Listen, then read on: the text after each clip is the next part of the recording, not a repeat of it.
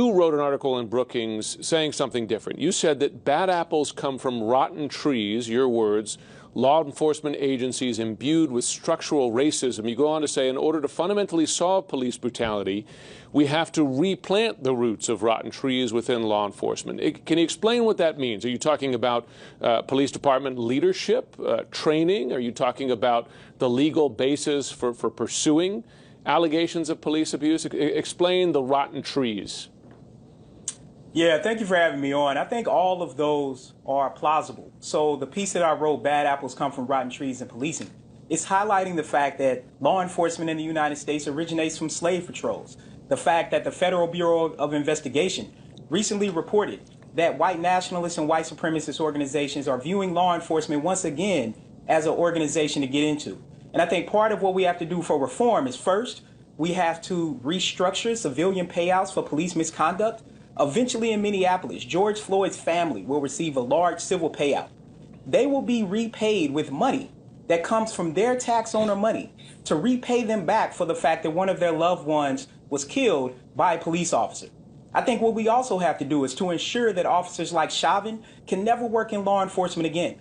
Part of highlighting that bad apples come from rotten trees is that these apples are allowed to proliferate. They have to come from somewhere. Chauvin had nearly 20 police misconduct allegations, as did the officers who killed Tamir Rice and Antoine Rose, who have been fired or let go from other departments. As you know, part of the Democratic legislation introduced yesterday includes a national police misconduct registry, so that, in other words, if you were accused of such behavior in one police department, you couldn't move to another, as has happened before, in addition to other changes. Do you find those changes can address these problems here? Because, as you know, there are some who are saying in Minneapolis, for instance, dismantle the police department entirely. I think that the recent package that was presented by Democratic senators and Congresspeople is highly viable. In particular, the part about comprehensive data reporting. I've worked with police departments around the country, directing the Lab for Applied Social Science Research, and one thing we know is that comprehensive data will decrease officer-involved killings by 25%. This is important because we know how many people are killed by jellyfish every year. The CDC collects it.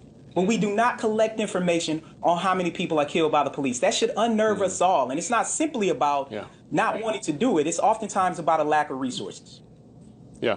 Well, it's interesting, the pattern with the prohibition on collecting data on gun crime, for instance, which has been opposed by the gun lobby. I want to ask you a question, and trust me, I don't want to minimize the real issues that you're talking about here.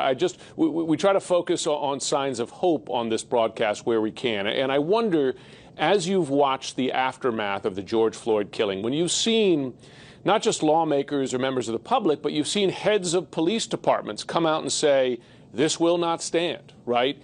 This made me sick to my stomach. You know, our police department, we're going to look to train better, et cetera. I wonder, do you find the reaction to this different, particularly among police leadership in some communities, that then gives you hope? I do find the reaction different among law enforcement. I've spoken to several dozen police officers over the past couple of weeks. I have police officers in my family. My great uncle was the first black chief of police of my hometown of Murfreesboro, Tennessee, and they think that these sort of things are highly egregious. And I think we've seen changes. These officers being fired in Minneapolis is unprecedented. We got to think 5 years ago, Marilyn Mosby stood in Baltimore and charged officers, and people cheered. That was unprecedented. But those officers were found not guilty and then went back on the streets to, at times, be bad apples to proliferate the rotten tree in Baltimore. So I think law enforcement wants change. And I think part of the change is not only the focusing on the structural change, but it's also dealing with the mental health of police officers that we know desperately need psychological services.